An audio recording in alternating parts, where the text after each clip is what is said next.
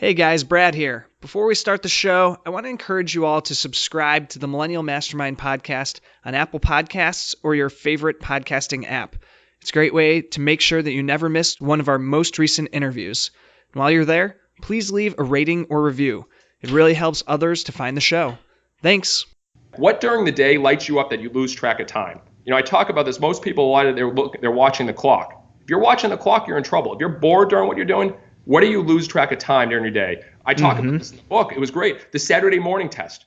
What do you do on a Saturday morning when you have nothing to do? What do you want to do? Find a way to build that or part of that into what you're doing your Monday through Friday.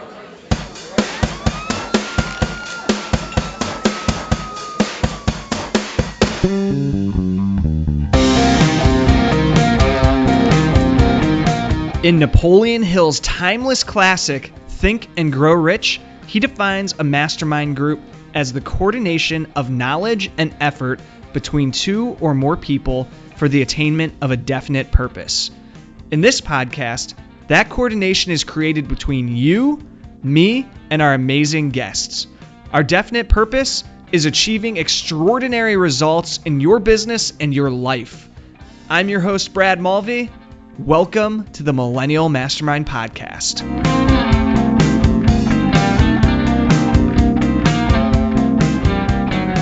What is up, folks? Welcome to the Millennial Mastermind Podcast, the show for entrepreneurial millennials who are looking for the tools, tactics, and inspiration to take your business and your life to the next level. Today's guest is Jesse Cole. Jesse is the owner of Fans First Entertainment, the name of which says a lot about his business, and I'm sure we'll dive into that. But Fans First owns and operates the Savannah Bananas and the Gastonia Grizzlies, which are collegiate summer baseball teams. Cole and his teams have been featured on MSNBC, CNN, and multiple times on ESPN. He is a speaker and the author of Find Your Yellow Tux, How to Be Successful by Standing Out, which is available now. It's a brand new book, so we'll go and check that one out and learn more about what that is.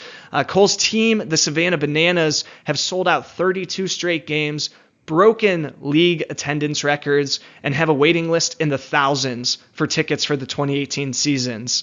Cole believes to be successful, you need to stand out by being different. He writes a blog, hosts a podcast, and releases daily videos on findyouryellowtux.com. He is passionate about creating attention, loving your customers more than your product, and loving your employees more than your customers. Cole's mantra is whatever's normal, do the exact opposite. So with that, Jesse, welcome to the show. Thanks for joining us here on the podcast today.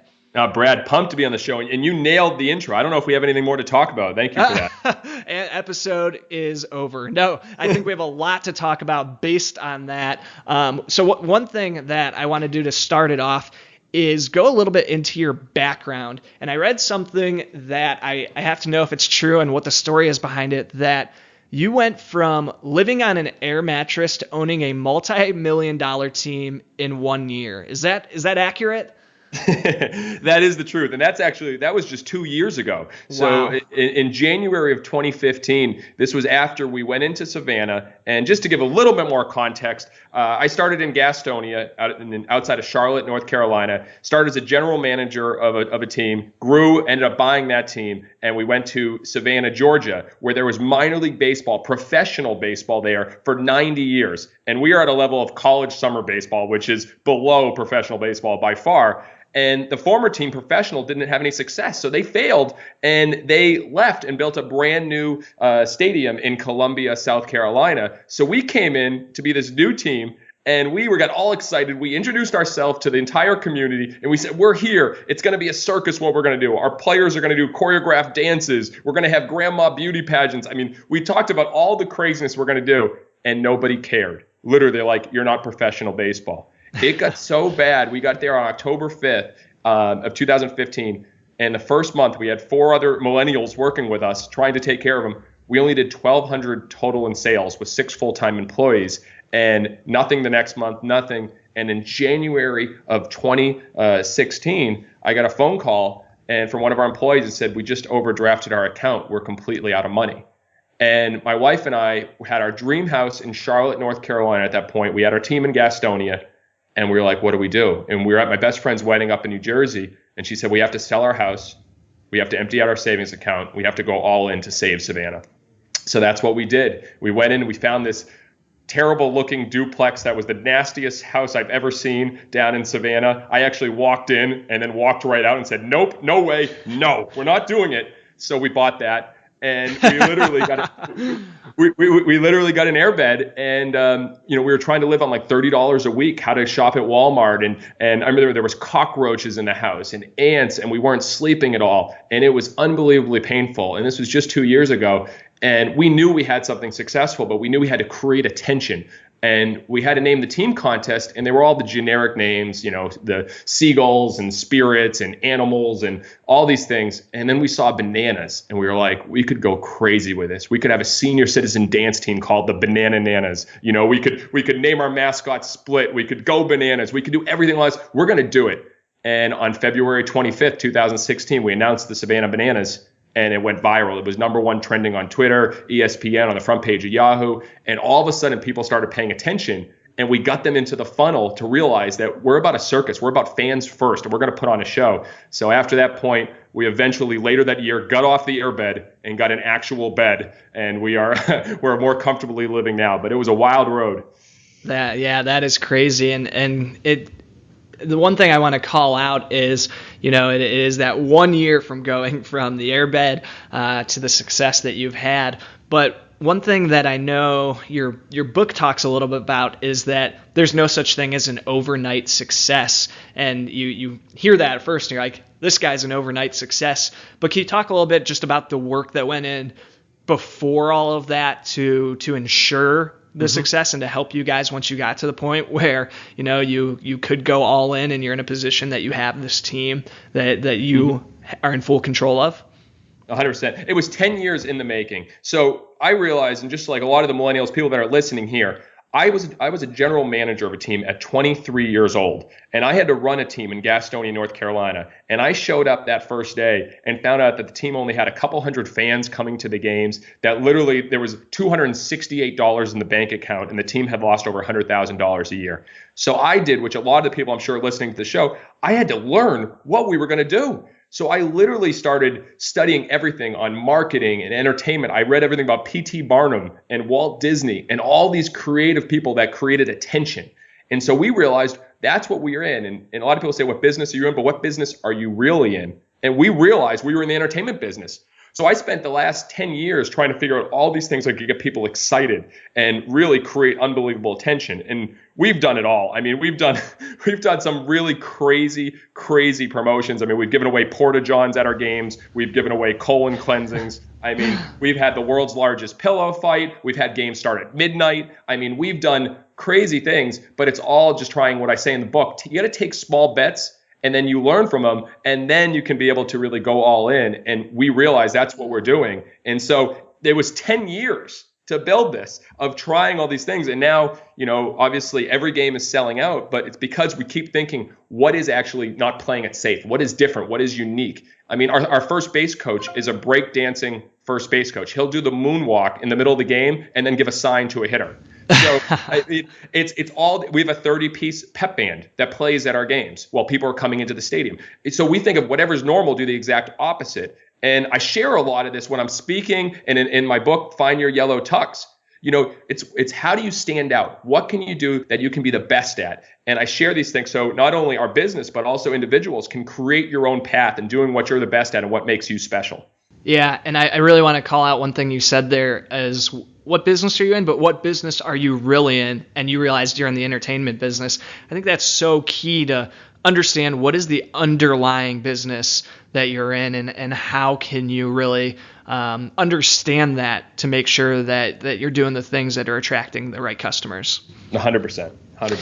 So you mentioned that the name of your book is Find Your Yellow Tux. Can you tell us a little bit about the yellow tux? What does that mean, and what is the yellow tux? Yes. So background, 6 years ago, I was like, if I'm a showman, I'm on the field running all these crazy promotions, pieing, fans in the stadium, giving them crazy giveaways. I was like, it's a circus. So I can't just be dressed up as a regular employee. So I said, all right, I'm going to wear a tuxedo. So I went to one of my friends who owns a bridal and formal shop. And I said, I need like a full tuxedo with like the tails and everything. So he got me this big black tuxedo that had these tails and it had vests. And the first game of the year was 100 degrees, and I pretty much melted. It was like the worst experience. I was sweating through everything.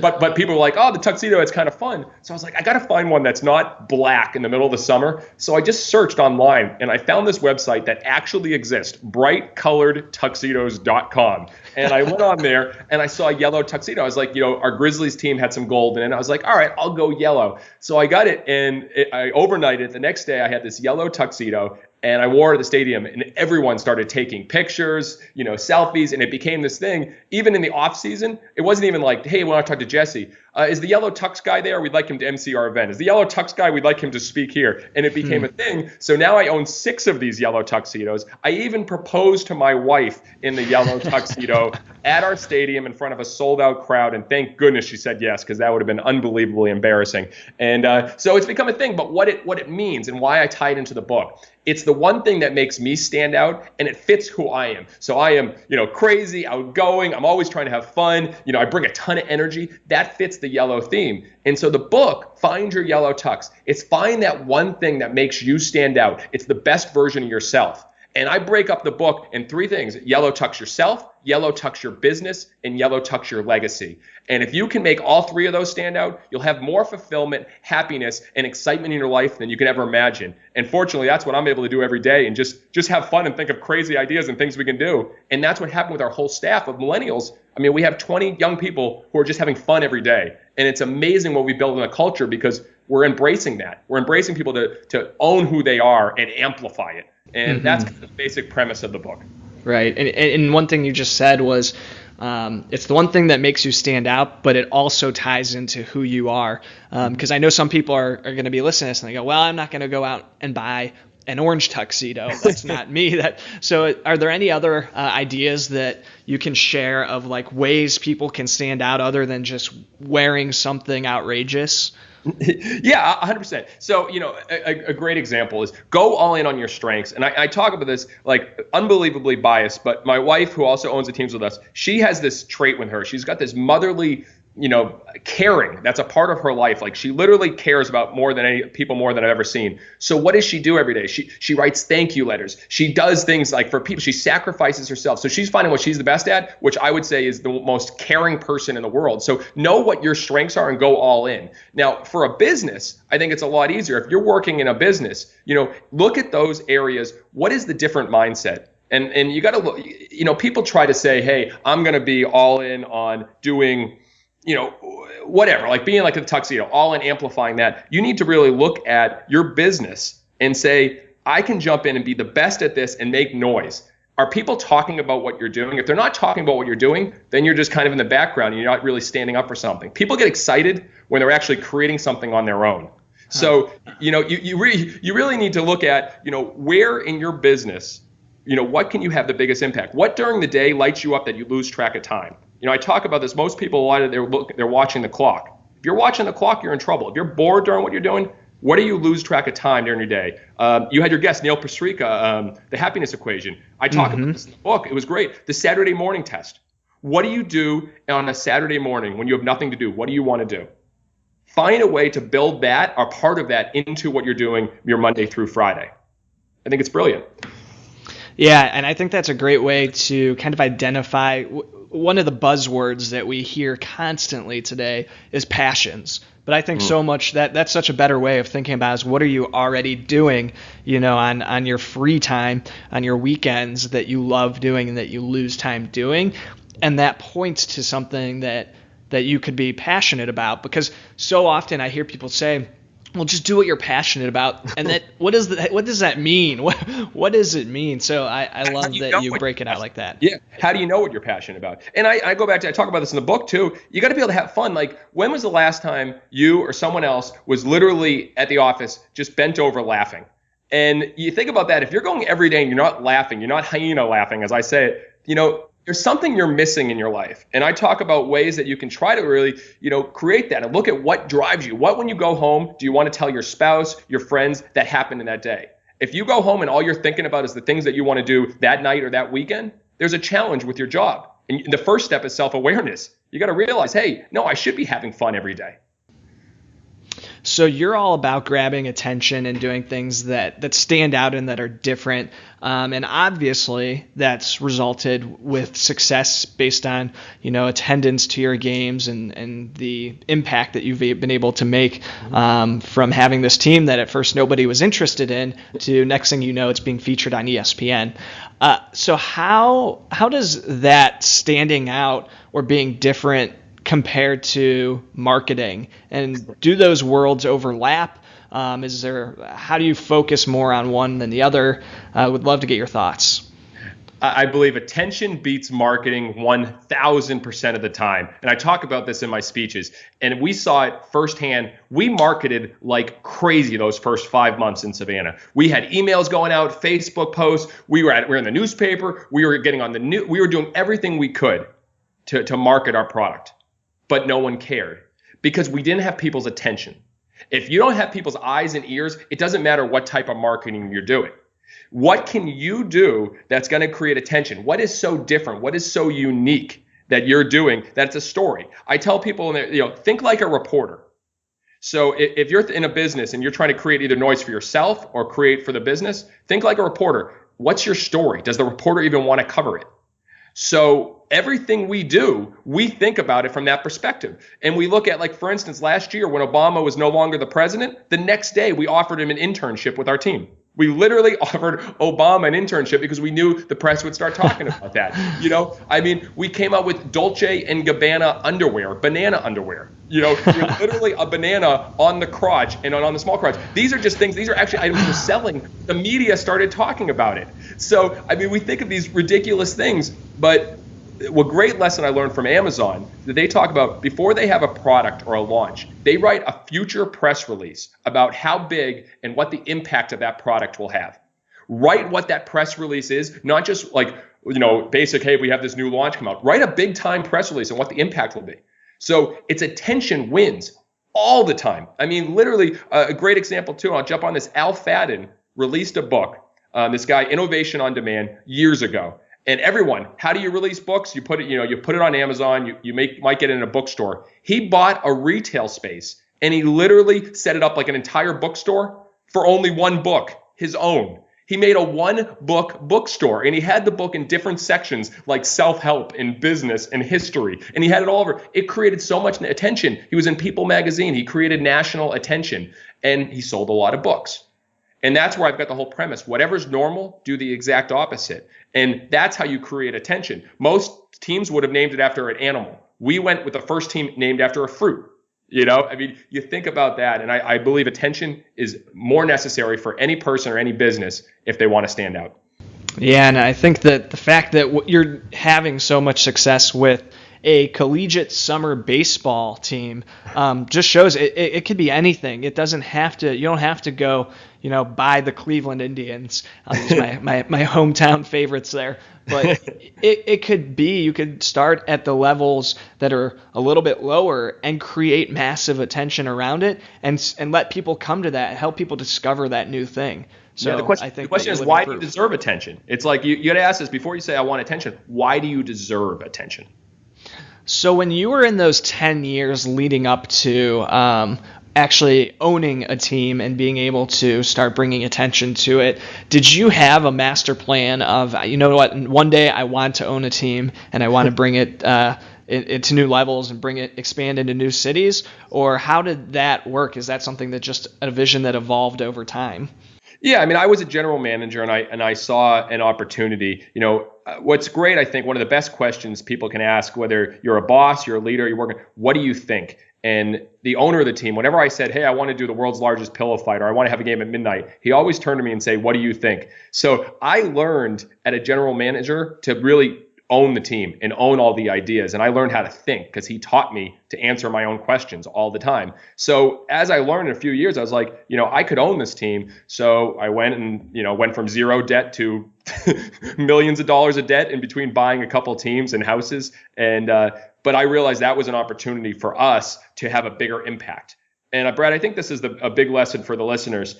Focus more on impact than dollars. That was a huge change for us. We were so focused on making money every single year, but what we realized when we changed our focus to focus on how many people we can impact, the money took care of itself.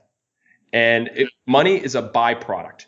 And it's the law of compensation, and it's talked about in the book, The Go-Giver by Bob Burg, which is a great book. The more people that you get in front of, the more money you can make. It's why do professional athletes make so much money?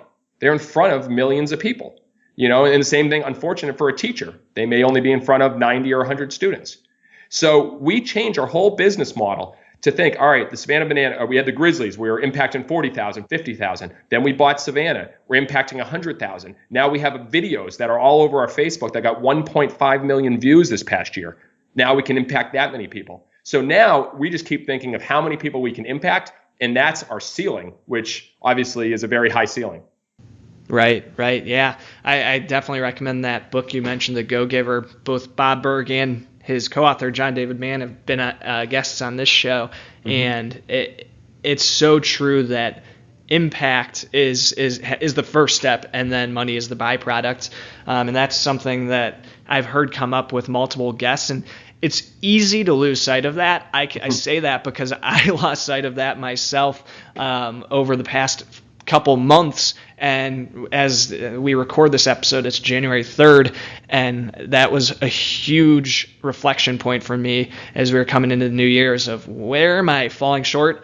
Oh, I forgot about making impact. I forgot about adding value. I started focusing on the dollars, and things hit a little bit of a wall. And there's a direct correlation between those two things. Well, it's easy to measure dollars. It's very easy. Mm-hmm. Every day you can measure dollars. You can feel dollars, but you can't really measure impact. And that's why, if you're a leader in an organization, or even if you're not, you got to talk about the impacts you're making and really the difference that you're making. Hey, why was that amazing for a customer? Share the reviews that you get. If you're not getting many positive reviews, then that's something to look at as well. We constantly share when people come into our stadium and send us an email, that was the most amazing experience I've ever had. We share that night with the staff so they can keep feeling the impact and understand that matters more than money.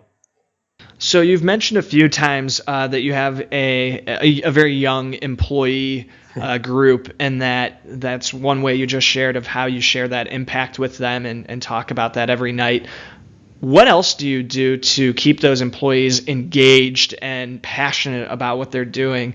I read that you have zero turnover with your employees, which is just incredible, especially when you're talking about millennials who, when you typically read the stats about our generation, is that we're constantly leaving jobs and companies don't know how to retain millennials. What's your secret sauce? It's staggering, the statistics as well. What I read in Wisdom Meets Passion, a great book by Dan Miller and J.R. DeGaza, that the stats are every 13 months, a millennial, someone in their under 30 years old, is leaving for a new job. And over a turn of a lifetime, all the way they'll work, it's 2 years, a little over 2 years that people stay with a job. We're in our third year here now with Savannah, and we've had zero turnover. And everyone's 22 to 25 years old. And it goes to a few things.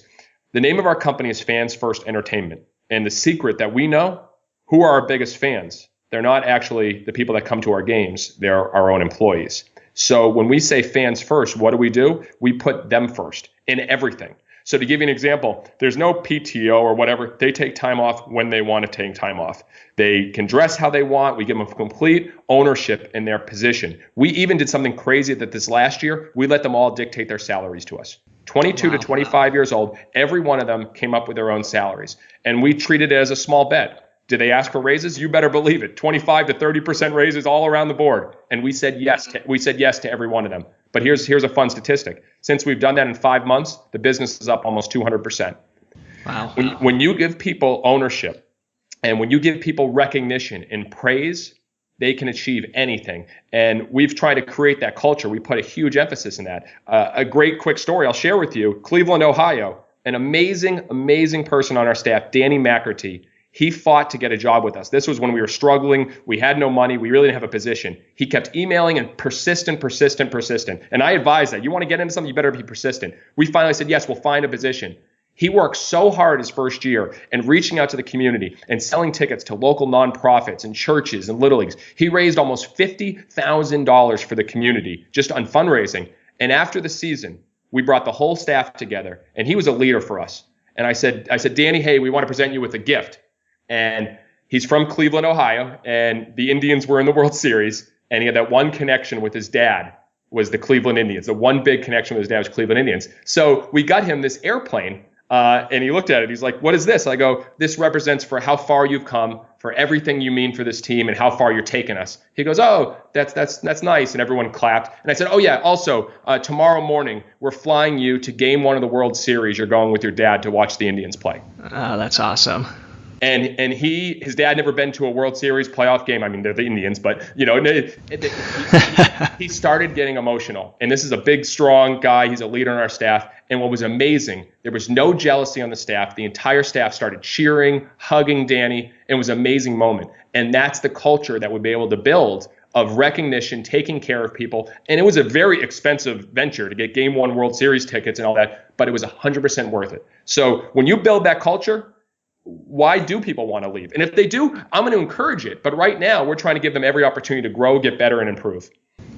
And typically, I feel like organizations have to learn that lesson and have to learn how to get good at that. It sounds like you were pretty awesome at it from the get-go, given that you didn't struggle in the beginning. You didn't start off with having a bunch of turnover. So where did you learn that? Was it based on your prior experience, just looking at what you personally wanted out of an employer or an organization, or where did that come from, that intuition on how to treat your employees?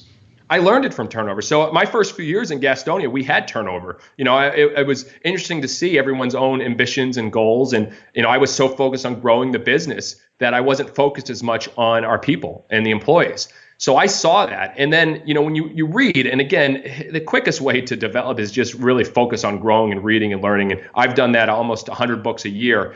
And I just kept reading about cultures. I was so fascinated by it because you can't build something you don't have a great culture if you're trying to build a business. So I just constantly started learning, asking questions, going to the source, talking to people that have the best cultures. And my wife, who I said her superpower is caring for people, you put that together with us trying to build something and focus on impact, we just started trying things out. I mean, it's crazy to let your employees, all of them, dictate their own salaries. That was the scariest day of my life. But what I realized was it's a small bet. And I talk about this in the book. You got to take small bets, not only if you're with a business, but in your own life, to try things out. Treat life as an experiment. And so we've tried all these things, and what we see, it's working.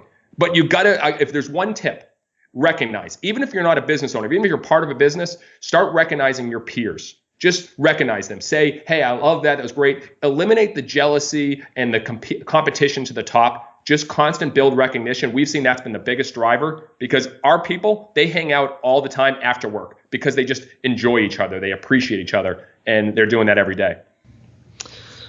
Very cool. So one question that I love to ask on this show, and for the listener's perspective, if you wouldn't mind sharing, and it could be arranged, how old are you now, Jesse, in this adventure? I'm 34 years old.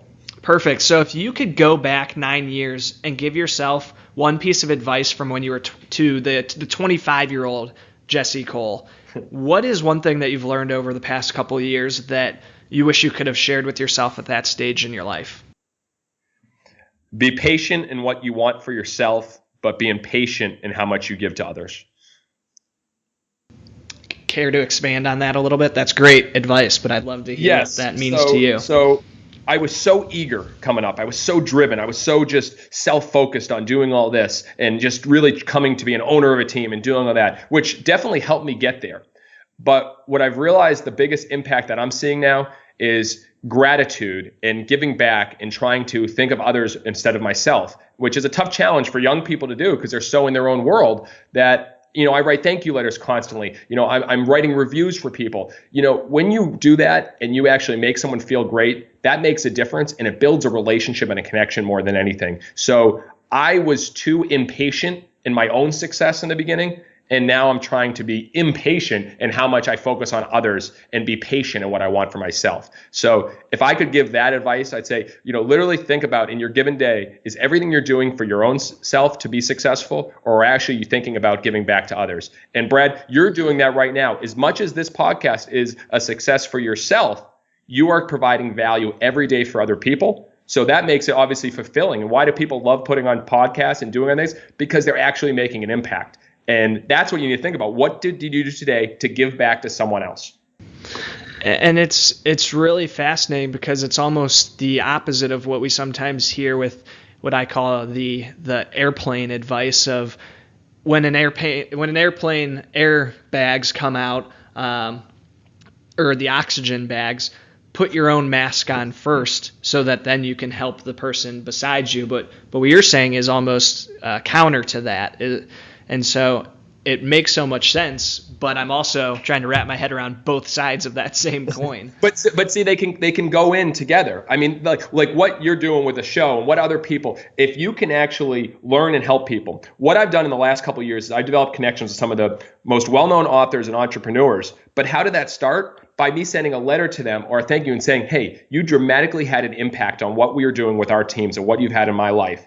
And then all of a sudden that builds a relationship because they appreciate that and we start talking. So I was giving back to them and now they're giving back to me and it's become a mutually beneficial relationship. So it can go hand in hand, but I didn't have those connections until I started actually thinking about how can I let people know the impact they're having on my life? How can I share with them or provide more value to them? Once I did that, it comes back full circle. Does that make more sense? 100%. Thanks for clarifying that. And one other thing that you mentioned there that we sometimes hear, but I don't think fully take to heart is it's so powerful to have a handwritten note. And that really cuts through a lot of the traffic oftentimes because people are almost numb to email and handwritten notes are such a rarity in today's culture that they really can be an impactful way to stand apart.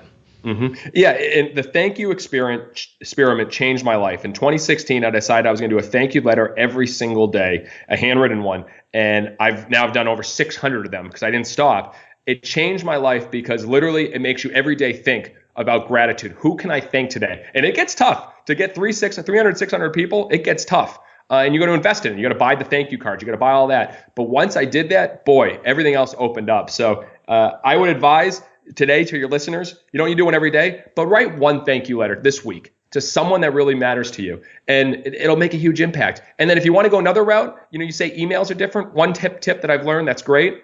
Send a little selfie video, an actual video of you thanking that person. Text it to someone or put it in an email. That's something that I do a lot because it's very tough to find addresses these days on a lot of people. So just send a little personal thank you video. That means a little bit more. You can see the tone, the energy from someone than just writing thank you in an email. So those are two practical tips that I hope people can use. I love it. We're all about the tactical advice and strategic advice here. So I appreciate you sharing that, Jesse. So people are obviously going to listen to this and be just enthralled with some of the tips that you've given and some of the things you're talking about here. And they're going to want to check out the book. So where can people find your new book, Find Your Yellow Tux? Yeah, it's right on Amazon. That's the easiest way. That's the way to do it. I wish I could create my own website or that could actually do it in a whole different way, but I don't think it'll have the impact as Amazon. But I do have my own website, and that is findyouryellowtux.com. And I have some freebies and giveaways actually for your listeners, findyouryellowtux.com/millennial. I have some freebies, the 6 tips to stand out today, and some other things. So your listeners can check that out, or just like I said, buy it right on Amazon. Awesome. Well, Jesse, I just want to say thank you so much for taking the time to connect with me today and to share all of this amazing advice with our audience. I think that there's some really cool things that you've done, and the impact that you've been able to make is clear. I mean, to be featured as somebody who's making changes to the sport at and you're not at the highest levels of the game is just incredible. And you've been on ESPN, you've been on all these different news sites. It shows what type of impact you're making and the attention that you're grabbing, which is I know what much of the book is about. So I appreciate you coming on today and sharing a little bit about your journey, and I can't wait to see the even further extraordinary success that you're going to have when you think about the fact that you're living on an airbed 2 years ago. So thank you, Jesse. Well, thank you for what you're doing, Brad, and keep standing out, my friend.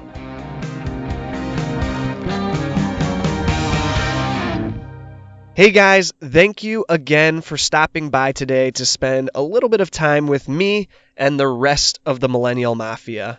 Just a reminder, you can find all of today's show notes at millennialmm.com/podcast. And if you haven't heard yet, I'm opening up my calendar to you, the listeners, to hop on a 15-minute call with me. The sole purpose of this call is to connect and get to know each other. I want to forge true relationships with you so that we can build up an amazing network and community of ambitious millennials who are going to be the leaders and influencers of tomorrow. If you're interested, please just go to millennialmm.com/call and snag a 15-minute time slot. I look forward to connecting with you. Peace out.